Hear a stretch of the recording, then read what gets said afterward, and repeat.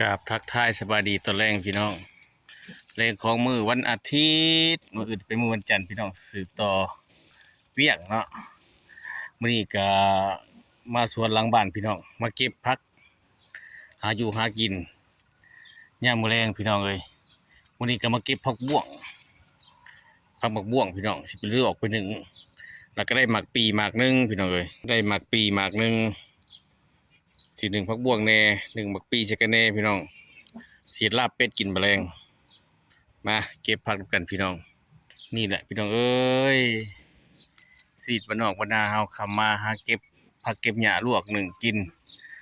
สุปกินอยู่บ้านนอกบ้านนาเฮาสบายไปอีกแบบพี่น้องเลยอยากเข้าในติ๊บในเหล้าก็กินบ่ได้ซื้อได้หาคืออยู่ในเมืองในนาสบายแต่ถูกแต่เงินแหละพี่น้องเอ้ยถูกแต่เงินแต่คำสบายแต่อยากกินหยังก็กินอยู่บ้านเมืองเฮากินตามใจมักนี่ยอดผักบ่วงงามๆพี่น้องเอ้ยมาเก็บผักบ่วงหนึ่งกินกับแจ่วมื้อแลงว่าสิลาบเป็ดกินมื้อแลงพี่น้องได้กินได้หยังกินแรงเนาะทุกคนมื้อนี้มาเด้อ